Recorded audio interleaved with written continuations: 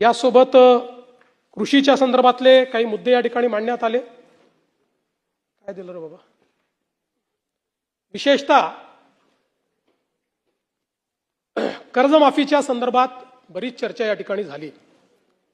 पहिल्यांदा तर अध्यक्ष महोदय, आपल्याला याची कल्पना आहे की कर्जमाफी हा एक परिस्थितीची आवश्यकता म्हणून आपण करतो। कुठल्याही कर्जमाफीने शेतकरी कधी श्रीमंत झाला नाही, तो होऊ शकत नाही। पण त्यावेळी शेतकऱ्याला क्रेडिटवर्दी बनवायचं, जेणेकरून त्याला सावकाराकडे जावं लागणार नाही, हे एक महत्त्वाचं उद्दिष्ट आपल्या कर्जमाफीचं असतं। आणि मी पुन्हा एकदा सांगतो की आम्ही विधानसभेच्या निवडणुकीच्या वेळी हा शब्द दिला होता, आम्ही कर्जमाफी करू। खरं म्हणजे आम्ही 2029 पर्यंत थांबू शकलो असतो, कारण सगळ्या निवडणुका जिंकलो आहेत आम्ही, कुठल्या निवडणुका बाकी नाही आहेत। पण आम्ही तसं केलं नाही। आम्ही ठरवलं की शेतकरी अडचणीत असेल तर त्याला कर्जमाफी दिली पाहिजे, आणि कर्जमाफीचा निर्णय आपल्या सरकारने केला। आता याच्यामध्ये आपण काय काय केलं तर कर्जमाफी असेल, एकवेळ समझोता असेल, प्रोत्साहनपर लाभ असेल। खरं म्हणजे एक गोष्ट मला अजून लक्षात आणून दिली पाहिजे की या कर्जमाफीच्या व्यतिरिक्त दरवर्षी हे सरकार आहे महायुतीचं 25,000 कोटी रुपये वीज माफीची देतं शेतकऱ्यांना। 25,000 कोटी रुपये दरवर्षी हे पैसे भरावे लागतात, हे माफ नाही होत, हे भरावे लागतात दरवर्षी। पहिल्या वर्षी 20,000 कोटी, 22,000 कोटी, 25,000 कोटी हे पैसे आपण भरतो। आणि एकूण जर आपण कृषी विभागाचा आजचा आउटले बघितला, सगळं मिळून वेगवेगळ्या योजना आणि देणाऱ्या सबसिडी, तर तो 95,000 कोटी रुपयाचा आहे। 95,000 कोटी रुपये। आणि हा कर्जमाफीचा निर्णय आपण घेतला। आपण राष्ट्रीयकृत बँका, व्यापारी बँका, खाजगी बँका, जिल्हा मध्यवर्ती सहकारी बँक सगळ्यांची बैठक घेतली आणि या ठिकाणी त्याच्या आधारावर सगळा डेटा घेतला आणि त्यानंतर मिळालेल्या माहितीच्या आधारावर पुण्यश्लोक अहिल्यादेवी होळकर शेतकरी कर्जमुक्ती योजना आपण तयार केली। आता असं देखील म्हणण्यात आलं की 12-13 हजार कोटीचाच लाभ मिळेल आणि 36 लाख शेतकऱ्यांवर अन्याय होईल। हे विधान पूर्णपणे चुकीचं आहे, हे योग्य नाही आहे। खरं तर 56 लाख शेतकऱ्यांना 36,585 कोटीचा लाभ देणारी ऐतिहासिक अशा प्रकारची योजना आहे। आता मी आपल्या लक्षात आणून देतो, आपल्या काळामध्ये महात्मा ज्योतिराव फुले शेतकरी कर्जमुक्ती योजना तयार झाली होती। यामध्ये केवळ अल्पमुदत पीक कर्ज आणि पुनर्गठित कर्जासाठी 2 लाख रुपयापर्यंत ही योजना तयार केली होती। मात्र पुण्यश्लोक अहिल्यादेवी होळकर मध्ये आपण 2 लाखापेक्षा जास्तही ज्यांची थकबाकी आहे त्यांनाही 2 लाखापर्यंत देतोय। आपल्या योजनेत 2 लाखावर 1 रुपया जरी वर असेल तरी त्याला कर्जमाफी मिळालेली नाही। इथे 2 लाखाच्या वर असेल तरी त्याला आपण ती कर्जमाफी देणार आहोत। आणि आपण जर बघितलं तर महात्मा ज्योतिराव फुले शेतकरी कर्जमाफी योजना जी आहे याच्यामध्ये 32 लाख शेतकऱ्यांना त्या ठिकाणी लाभ मिळाला होता। त्यापैकी बहुतांश शेतकऱ्यांनी पुन्हा कर्ज भरलेलं आहे, काही शेतकऱ्यांनी भरलेलं नाही। आणि म्हणून आपण ज्यावेळेस कर्जमाफीच्या संदर्भात निर्णय करायला घेतला त्यावेळी आपण एक प्रवीण परदेशींची कमिटी तयार केली होती आणि या कमिटीला आपण काही लॉंग टर्म, काही शॉर्ट टर्म अशा पद्धतीनं काही सूचना द्यायला सांगितल्या होत्या। त्यामध्ये सूचना देत असताना काही लॉंग टर्मच्या दिल्या, काही शॉर्ट टर्मच्या दिल्या, पण एक गोष्ट प्रकर्षाने त्यांनी मांडली। खरं म्हणजे बोलताना रोहितजींच्या ते लक्षात आलं नाही, ते असं म्हणाले की नैतिकतेवर शेतकऱ्यांच्या प्रश्न देणं, नैतिकतेवर नाही, त्यांनी त्या ठिकाणी जे मांडलंय, महाराष्ट्र एकमेव राज्य आहे की ज्या राज्यामध्ये 17 मध्ये कर्जमाफी, 20 मध्ये कर्जमाफी, 26 मध्ये कर्जमाफी, असं कुठेच झालं नाही. त्यांनी चिंताही मांडलेली आहे की बँकिंग सिस्टीमचं काय होईल. बँकेमध्ये कर्ज परत करण्याची जर म्हणजे असं एक शेतकरी प्रामाणिकच आहे, पण जर माहिती आहे की दरवर्षी सरकार करणारच आहे, तर मग वाट पाहतो माणूस, कशाला भरायचं हवा कर्ज, खरंच करतायत का हे.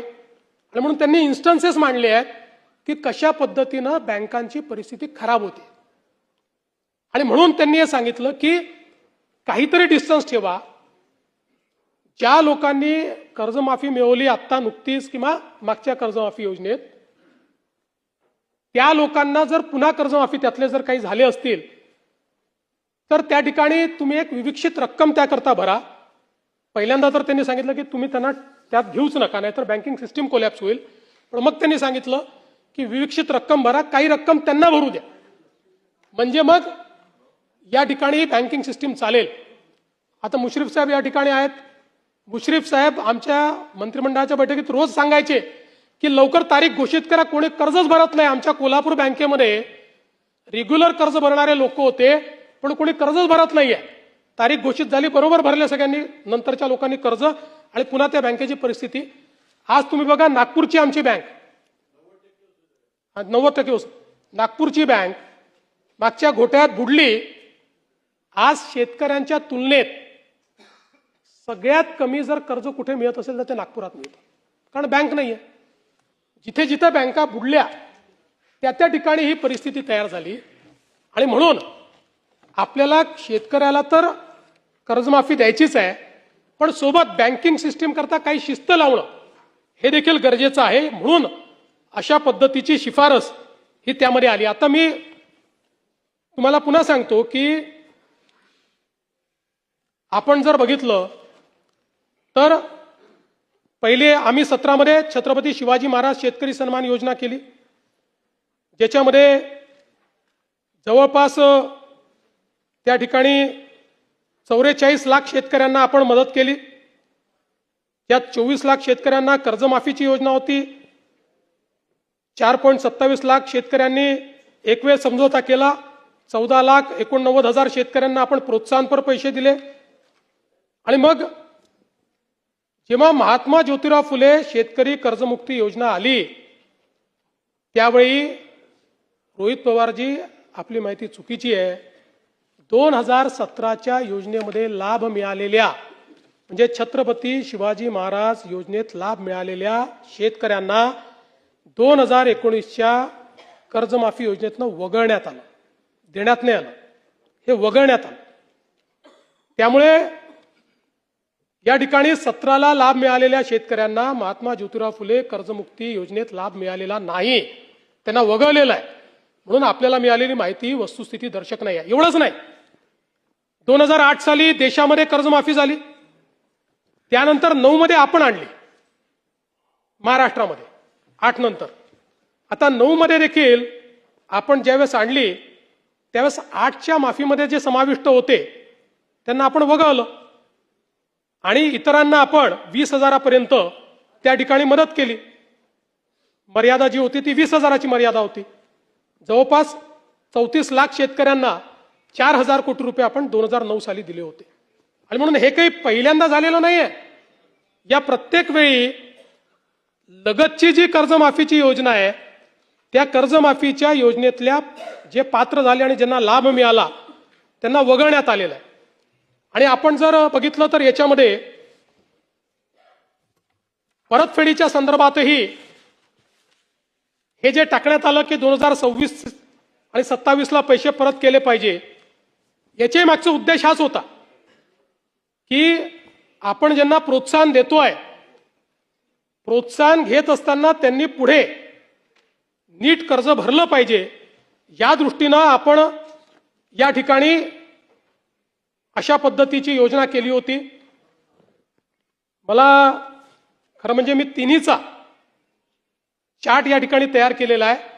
आपल्या लक्षात येईल आतापर्यंतच्या योजनांमधली सगळ्यात मोठी योजना ही यावेळची कर्जमाफीची योजना आहे. टाळ्या याच्यानंतर वाजवा, टाळ्या याच्यानंतर वाजवा.